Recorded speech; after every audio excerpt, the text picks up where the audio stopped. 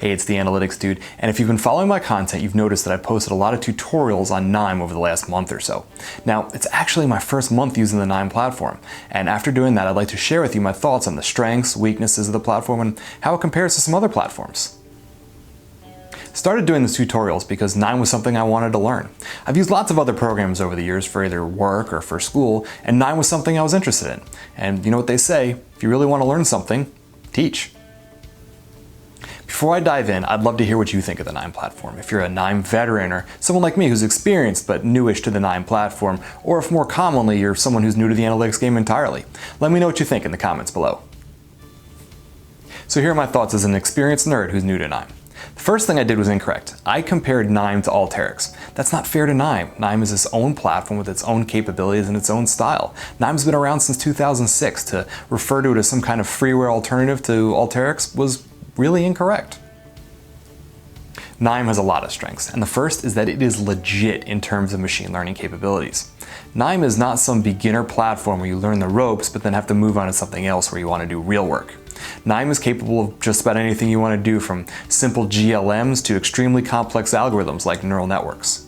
In other words, KNIME is not the scooter that you buy in order to learn how to ride before you get a real motorcycle. It's a Ducati. I used to have one of these when I was cool. Second, despite being a powerful platform, KNIME is still beginner-friendly enough that someone with no experience can get up and running very quickly if they're willing to put a little time watching some YouTube videos and reading through some forums and just messing around.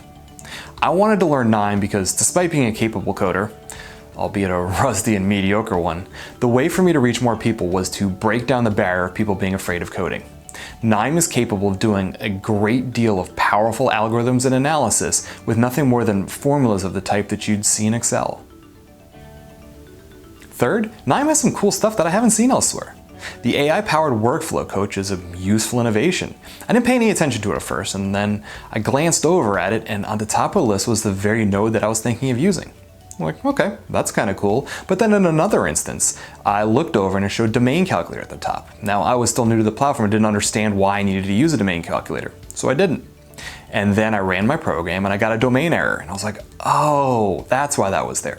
It's like KNIME knew that I was a kook and tried to stop me from doing something stupid before I did it.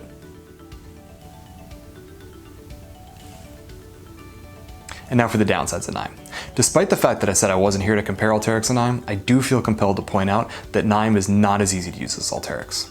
Now, it might have been a little different for me if I hadn't started out in Alteryx and understood the way it works before trying things out in KNIME, but I feel confident standing here saying that KNIME's rule engine is clunkier and more confusing than Alteryx's formula node. Now, if you want to create an in-row variable or calculation, Alteryx's formula node is pretty much perfect. KNIME's rule engine, on the other hand, is confusing, takes some getting used to, and there's multiple types of rules engines that a month into using the program, I'm still not quite sure what the difference is.